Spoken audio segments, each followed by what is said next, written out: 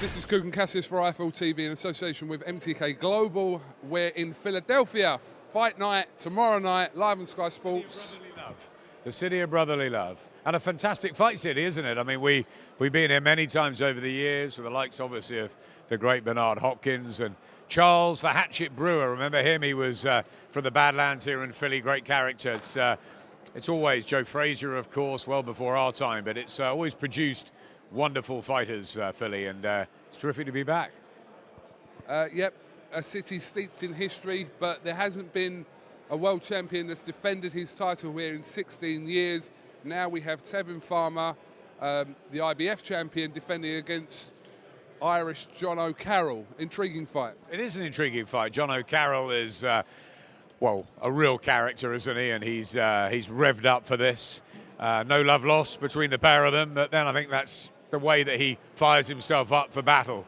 Jono, he's he's going to bring the heat to Tevin Farmer, and I like the look of Farmer, and I've liked him since, well, I mean, maybe the last couple of years. You know, I thought he was very unlucky not to win the world title on the night that Stephen Smith's ear went, and then he had to go over to Australia and fight Billy Dibb and get the crown. But since then, it's been a real success, Tevin Farmer. He's got lovely skills. He's a well-balanced fighter, beautiful to watch. He was great against James Tennyson, I thought, in Boston. And look, he starts a favourite against John O'Carroll to retain here in Philadelphia with the skills and the class. But I think it's going to be a real tear-up. I think Carroll's going to bring it, and I think Farmer's looking forward to that. So really good to watch that one.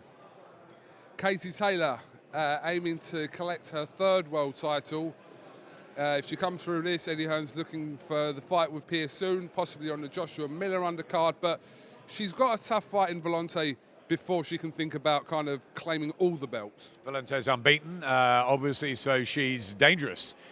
Is older, is coming out of her comfort zone, I think, and Katie Taylor has the wealth of experience, obviously the stellar amateur, and now almost a seasoned professional. She gets better with each fight, I think, Katie. She's been a phenomenon. She's been a wonderful addition to boxing, full stop, not just women's boxing. She's great, isn't she? She's terrific outside the ring, an amazing ambassador, not just for Ireland, but for everybody. And she's great inside. Everybody loves watching her. You know, we've been talking to the likes of Joshua Boatti, who's a big fan of hers, and Anthony Joshua. And they love what she does in the ring, and they learn stuff from Katie Taylor. You know, she's been locked away in Connecticut as ever with Ross Emene. They're prepared. They've had the best camp, they say, yet. I think she's going to look to make a real statement on Friday night here in Philadelphia before, as you said, hopefully get that final unification to get all the belts, to be the undisputed lightweight queen, the champion. I mean, she's already a hero in Ireland, isn't she? But she's looking for global superstardom. She may not personally, because she's not that sort of character, but there's many others that are. And I think that Katie is on her way of becoming that standout figure. I think she'll succeed Friday night. I think she'll really shine. And I think then we hope that the bassoon fight can be made for June the 1st. And what a great hors d'oeuvre that will be to AJ Miller. Couple of other notable fights on the card. Gabriel Rosado against Selecki, and also the veteran Hank Lundy against Avery Sparrow, which we saw in the press conference yesterday. That was a little bit tasty. So, yeah, some quite decent fights on his card, to be honest, Adam. Yeah, they really are. I really like Rosado and Selecki. I mean, he's been great, hasn't he, Rosado, for the sport. Selecki was very good against Danny Jacobs. And look, you know, that's a pick-em fight. That's what we want to see in these type of cards. Luke Campbell as well, great British interest as well on the cards. You know, Luke has had a tough sort of 6-8 months, bit of an activity and struggling. He got that revenge win, didn't he? But he needs to get going again as he waits to see what happens worldwide. He's going to get that crack. You know, I think he did really well when he had that chance against Jorge Linares, not quite pulling it off, but he can still become a world champion, Luke. So he'll be looking alongside his McGuigan team here to just to shed a bit of rust and to get back on track. And as you said, that there's a whole heap of fights, good fights, on this stacked card. So we're delighted to be here. But obviously we're here for Katie and women's boxing more than anything else. And everything else is a bonus. Tevin Farmer defending his world title, 50-50 fights packed through the card. And also it's always great to be in Philadelphia. Okay, you know I like to ask you about other issues in boxing as well as obviously this card in Philly. First of all, Adam, what are your thoughts on ESPN announcing a link up with MTK Global now, 30 fights coming to the US platform of ESPN, but more boxing's great, and obviously for all the fighters involved with MTK, it's a win-win to get kind of that exposure in the US. Well, you've just sort of answered the question for me, haven't you? More boxing is obviously brilliant, and you know, we at Sky have always relished competition. You know, we've had a lot our own way for a long time, and of course the success that we've built with Matchroom and with Anthony and with all the fighters on the cards over the last sort of 4 or 5 years. More competition has come in with the likes of not just BT, but ITV, Box Office, and then over here you've got Dazn, you've got ESPN battling away. It's great. It's really interesting to see how it will all unfold. MTK seem to be signing up everybody, and Adam Booth, I think, is an advisor. I'm very fond of Adam. He's a very, very good trainer, manager, great guy in boxing. So interesting to see what he can bring to the table. And it looks like ESPN want content, so they're going to get that. And with the Tyson Fury deal as well. And then you've got Dazn talking to Deontay Wilder and just signing Golovkin. It's going to be a big battle over here, isn't it? It's interesting times. And as far as we're concerned on Sky, we've got a stellar next 10, 12 weeks. You know, here obviously this week we've got the likes of the Boatsian and Charlie Edwards show at the Copper Box next week. Then Liverpool stacked. After that, you've got Kroller in with Lomachenko in April. You've got April the 20th, we just announced, big show at the O2. April the 26th, then Canelo Jacobs in Vegas. You know, more in May, leading up to AJ Miller. It's a really good time for us. It's a really good time for boxing, KUGAN. So yeah, everybody wants to be involved, don't they? I was talking to Eddie Hearn yesterday about the April 20th card, which was announced. Now, originally, Eddie Hearn and obviously yourselves had a plan to put a pay-per-view show on that night, including Dylan White, and there's talk of Chisora and Parker, and also the fight that's already on there now with Brown and Allen. That, obviously, fight night hasn't materialised. It's a regular Saturday fight night. And I spoke to Eddie about some of the criticism from kind of the fans about this show on April the 20th. Eddie told me that you and Barney, etc. at Sky are happy with that as a regular fight night show. I'm assuming you're going to confirm to me that's the case, that you are happy with that? Yes, we are, but let's just go back to the pay-per-view angle. A pay-per-view fight just doesn't just happen, okay? We decide what we want to put on Sky Sports Box Office. You know, we think of our customers first and foremost. You know, we haven't had a Sky Sports Box Office event since December the 22nd, and we haven't got another one until June the 1st. You know, nothing has been right for pay-per-view, in our opinion. Now we're looking at June the 1st as AJ Miller, Anthony Joshua as a Sky Sports Box Office star. We think very carefully about what we put on Box Office. Dillian White's had a couple of very successful nights for us on Sky Sports Box Office, and yes, you know, if Dillian has another big fight, we'll look at that, and we'll look at what car we can get. So that's the box office side of it. The fact that the Sky Sports shows at 10 o'clock at night, as we've talked about before, are vitally important to us. You know, I've gone on record time and again of saying that I wasn't happy with the one in early February with Ted Cheeseman. The show wasn't good enough. Eddie, in my opinion, responded to that. March the 23rd is an excellent show at the Copper Box. March the 30th is an excellent show in Liverpool. The O2 is a deep, deep card. You've got a couple of really interesting heavyweight fights on it. Derek Chisora is a big name. Derek Chisora, you know, still has something left. He's with Dave Colwell now. Let's see what happens. You've got the Allen Brown show. Yeah, slightly disappointing that Lucas Brown didn't look great in the fight in Scotland beforehand, and I can understand the skepticism, but ultimately Allen and Brown's a really interesting fight, and Allen's a great cult character too. They're heavyweights. Are they top heavyweights? No, of course they're not. But that with the Chisora fight, also you've got Josh Kelly in with an unbeaten fighter. That's a big step in the right direction. You've got Joe Cordina in with Andy Townend, really good fight there. Conor Benn back and others. It's a good show. I mean, it's at the O2, and once you think about the O2, maybe you think bigger and wider. But if that show, for example, was at York Hall, which it couldn't be because there's too many people now to get into these shows, you can't just do it at the great York Hall, Bethnal Green or something like that. Everyone will be loving it. It's a great night at the York Hall, but because it's at the O2, it makes it slightly different. But we're happy it's a deep card. It's April the 20th, and it's part of a really, really good schedule on Sky Sports. You've got those two shows coming up in Britain next week, which we're delighted with. You're going to have another next gen coming up. Jordan Gill was great the other week. You mix that with the likes of Katie Taylor here. You're going to have Alexander Usyk and Anthony Krolomachenko and all those guys over here, plus Canelo Jacobs, in my opinion, the best matchup of the year so far, possibly bar the Spence Garcia fight, which we can't have, and that's on ITV. I think that's a wonderful fight this weekend. But you're looking at Canelo Jacobs, that's a great, great standout fight, and we've got that on Sky Sports. More fights in May, home and abroad, all leading up to Anthony Joshua and Miller. I think it's a great schedule, KUGAN, and I think it's one that we should get excited about. So I'm happy with it. No Sky Sports box office until June the 1st. Value for money on Sky Sports, and let's enjoy it. But, I mean, Adam, just coming back to the April 20th card, and like I said, I've seen a bit of a mixed response, like a 50-50 response on social media, personally myself, and I think Eddie said the same thing, that he'd seen a mixed response. The people that are kind of do have an issue with that card on the 20th, why do you believe that they would have an issue with this card, or do you not see why they should have an issue with that? No, I think, listen, the fighters fans demand the best fights, and that's absolutely right. You know, we still haven't managed to get AJ Wilder, AJ Fury in a ring yet. You know, that's what they want, right?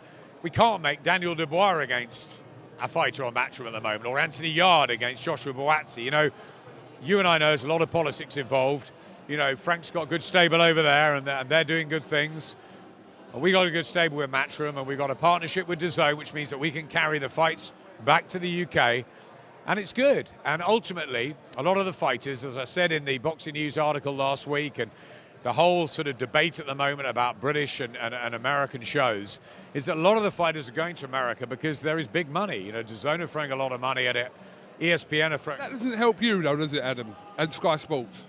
Well, does it help us on the UK week in, week out side? It's a fight. It's a battle. We have to make sure that we are still giving great value at 10 o'clock at night, or from 7 until 11 o'clock at night, on the nights back home. Of course that's important. It's really important to us, and we try and make sure that. But you look at the Copper Box next week, Charlie Edwards is defending his world title, right? So you've got a world title on there. You've got Buatsi and Akoli and Ritson. You've got, you know, it's a really good bill. The week after in Liverpool is a really good bill. But, you know, there are going to be fans out there that criticise those and say that's not good enough.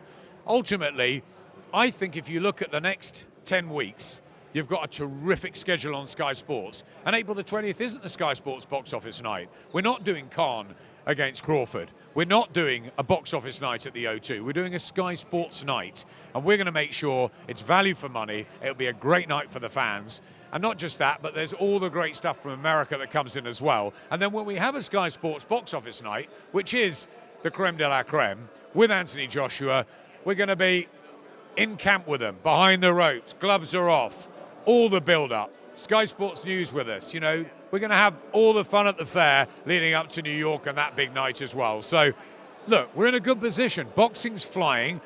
Everybody wants a piece of it now. So it is harder. It's a harder market. We've just got to make sure that we're still delivering the best that we can deliver on Sky. You said to me in past interviews that it was important for you, you know, when it comes to the shows between the UK and the US, that the focus isn't lost off the UK shows. So with your schedule coming up, you know, you've spoken about the 30th and the 23rd cards, etc., etc. But are you kind of now confident that kind of the emphasis is being put on the UK cards as much as it's being put on a new venture in DAZN and what's going on in America? Well, there's no doubt that Eddie is very excited about DAZN and very excited about what's going on over here. No question about it. You know, he's over here a lot. He's also got the Italy collaboration too now. You know, there's a lot going on for Matchroom. We've got to concentrate on Sky. What's important to us is our customers. Our customers, again, as I said to you, it's not just about boxing, okay? For DAZN, it's about boxing and Bellator, right? Back home for us, it's about the Premier League. Can Liverpool beat Man City? I sincerely hope so, as you well know. That's a great title race. We've got golf. We've got the players this week. We've got the Masters coming up. We've got all 4 majors. Cricket. We've got the World Cup. We've got the men's Ashes, the women's Ashes. Exclusivity in Formula One. A huge heap of other sports. The NBA, the NFL. We've got a lot of netball, a lot of great sports that are coming through. Boxing is a big part of that, but it's not the only thing that we do. We want to make sure that that is as good as we can make it. And I think that schedule that is coming up over the next 10 weeks is good. We've got great world title fights, great names. Lomachenko, Canelo, two of the best fighters pound for pound in the world on Sky Sports. We've got the best coming up, the Joshua Buatzis, the Josh Kellys, the Joe Cordinas, the Jordan Gills, the best in young British talent. You take into consideration, Tony Belly's retired, David Haye's retired, George Groser's retired, James Gale's now retired. It's a changing time. We need to bring the young up. They've got to be the next attraction in Britain. We've got to make sure that the British shows is as good as we can make them and as exciting. Absolutely not forget about them, but prioritise them and add the great stuff we're getting to America. And KUGAN, we're working really hard to try and make that happen. Is there a concern or a fear that the top stars in the UK... We're going to do a live on Sky Sports News in a sec, so... I'll just finish this question. Is there a concern that... I'm not trying to get out of your questions, because you know I'll answer them. Is there a concern that as time goes on, you will lose the biggest stars of UK boxing for prime-time viewing in England to the US market? Is there a concern? Like with Joshua's fight happening with Miller on June the 1st, for the first time, obviously, Joshua's fighting in America, but is there a concern that you're kind of going to lose the best fighters to be put on the kind of the US Dazn shows? Boxing's cyclical. When I started back in the mid-90s at Sky, and we had the likes of Lennox Lewis, Evander Holyfield, Mike Tyson, Riddick Bowe, all those sort of guys, then the De La Hoyas and the Roy Jones, most of it came from America. Okay, there was some stuff in Britain. Frank put on some good shows in Britain, Frank Warren. There was some a Matchroom, some, and then there was a sort of drop in it, and we went up and down the country and didn't really get great value. And then there was a massive renaissance with the London Olympics, Anti-Joshua, Matchroom, our connection, and we've rebuilt it. And we built it to a point where it's really exciting now. There is a lean towards America. We can all see that. But is it going to last? Is this money going to continue to flow? They're going to want to see ESPN, Dazn. They're going to want to see some back, haven't they? They've got to get the subscriptions up. That's their business model. That's up to them. I'm very happy where we are. Sky is in a great place. We're under Comcast now. Our friends at NBC, Universal. It's a massive company. We've got a great sporting lineup on Sky Sports going forward. Not just boxing, but everything. As I said, the Premier League, the cricket, the golf, the whole lot. The Formula One exclusivity. Okay, it's all good. And I think that we will continually bring the stars in Britain. There is a massive market in Britain. We saw that at Wembley. We saw that at Principality. Selling those 80, 90,000 venues. Didn't happen a few years ago, did it? It will happen again. I have no doubt about that. We just got to build the next generation of stars. And on that note, I've got to shoot. Just one quick one. Do you think, sorry Adam, I know you've got to go, but do you think that the next gen shows should be Saturday night primetime viewing, in your opinion? I think the next gen shows are the next gen fighters. You know, I think midweeks are a good time for it. Occasionally, sometimes it works that it's a Saturday for scheduling for Matchroom's point of view. So I don't think there's a massive thing about when it should be. I think we should just take them for what they are, which is, you know, learning. It's the kids getting experience on them. It's a different feel of a show, and it's a chance for a Jordan Gill to really get the spotlight. Listen, he sold a lot of tickets in Peterborough. That was a fantastic night. That could catapult him onto the next level. So yeah, all the next gen shows are exciting. Doesn't really matter. We've got to make sure they schedule right. We've got to make sure that they're good little venues, good fun, exciting, great matches, and a great chance to showcase for the young stars. Adam Smith, thank you very much for your time.